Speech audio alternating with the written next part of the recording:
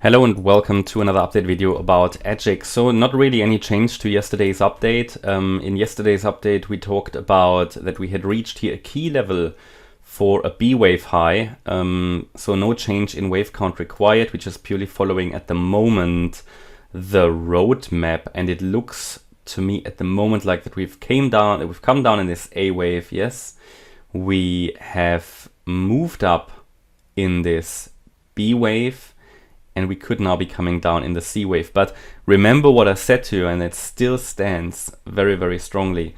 As long as we are in this trend channel, and I'm adjusting the lower trend line a little bit, I would short-term focus on higher.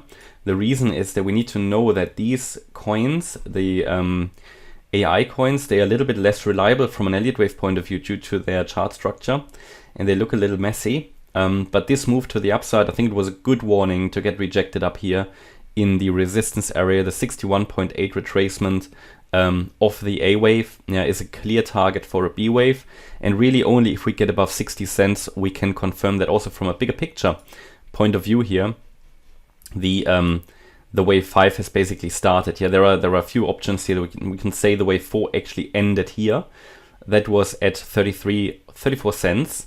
When we came down, that was also the 50% retracement level at the time. And then, however, I would have really a difficult time to argue that we are now rallying in an impulse, because this structure is everything, it's just not impulsive.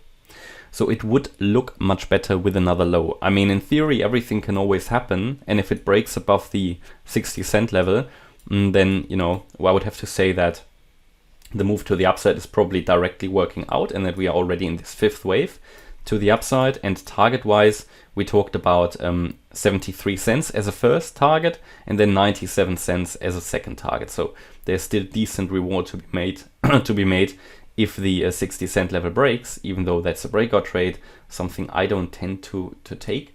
We are also still hovering above the 20-day moving average, which is currently here at 43.5 cents. So at the moment we are in this sort of trend channel. Even though it's getting a bit messy, as you can see, the trend channel lines, they are diverging from each other. So it's not an exactly perfectly parallel trend channel, but the resistance area stands. So we need to stay within the channel to enable to continue with this, to enable AGIX to continue with the short-term uptrend. And then we need to break above 60 cents to continue to see further upside in this particular scenario here. If we make one more low, as I actually have it laid out on the micro level here, which also, to be honest, it would look much better. I would say it's my primary. Then this is probably not a wave 4 anymore. Then I would have to count it as a wave 1-2 setup, which is fine as well. The thing is just at the moment, this is holding quite well. So if I look at the micro level, I would say, okay, if we come down in the C wave, then it looks like this was a wave 1, here a wave 2, here a wave 3, here a wave 4, and a wave 5, but where does that want to end? Normally they would end ideally below the low of the A wave. Doesn't seem that it will, to be honest. So there's a good chance that we will not go below the A wave low in this case. Yeah, looking at the sub-wave structure, I mean, we came down quite a bit, but we did not come close to the previous A wave low.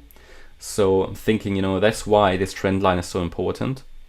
And as long as we hold the trend line, I would be focusing on higher, just because we are just following an upward sloping channel.